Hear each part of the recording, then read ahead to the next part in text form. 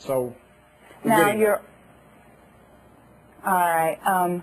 You're over there, and I know that last month, May, we saw the lowest amount of American troops killed in the month of May. And do you attribute that to your mission in helping rewrite those bylaws?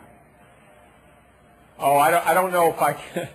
I think you attribute it to a lot of things, and I think you would say the effect of the strategy would be one. Now, again, I can only speak to what's going on in my area of operation, in our area of operation, which is Anbar Province. You know, I think we were also helped as a coalition by the Sadr forces kind of dialing it down and calling a truce for a while. So lots of different things, but there's no doubt about it that capacity building, especially at the government level, does help. I mean, you have to have that. I'm not sure if you know that Representative Ron Stevens' son was recently awarded the Bronze Star for his acts of heroism in Iraq. Talk to me about some of the heroic acts you see on behalf of some of the troops over there.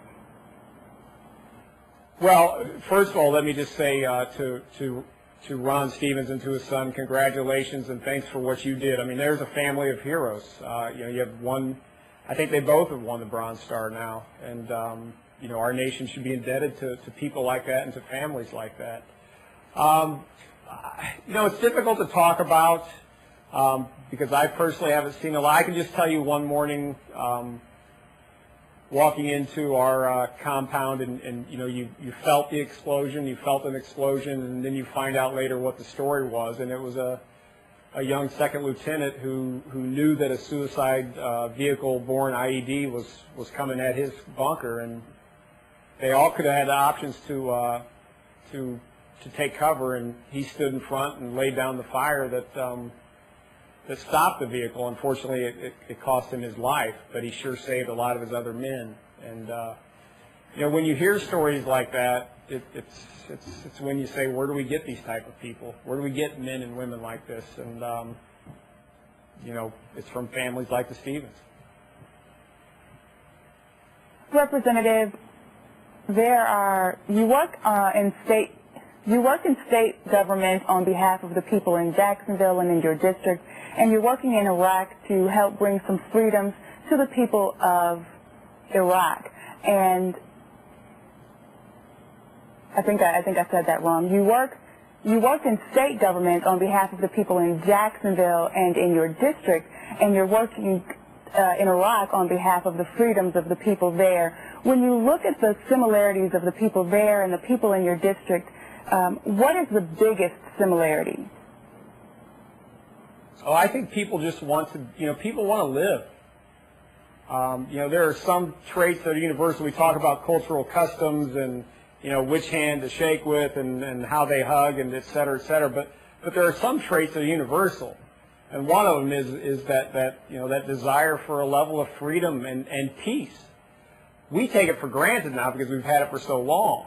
But these folks want what we want. They want to be able to aspire and live, you know, with some of the comforts that we have. And I think that's it. I think they're tired of violence and they want to live. They want to exist. Just a couple more questions for you, Representative. Is there anything you want to say to your constituents back here in Illinois? Yeah, I would say that I know there was concern, you know, about my departure. I am confident, and I hope that those in the district are confident or have seen that both Republicans and Democrats have kind of risen to the occasion. They rose to the occasion to help out and have taken care of you. I hear from my office and the staff quite frequently, either by email or phone calls, to try to keep up and to. I've called some of you back. The important thing is this: is that just because you're an elected official doesn't mean you can't help out. And you know, I appreciate those that have supported me when I came over here to work with the rest of the Marines and sailors and soldiers and airmen that are carrying the water here. And I hope that's a trait. It's important to me, and I hope it's a trait that you like in an elected official. And the last thing is, I think I've received like 67 boxes, which is it's just a crazy amount, but we share them with everybody.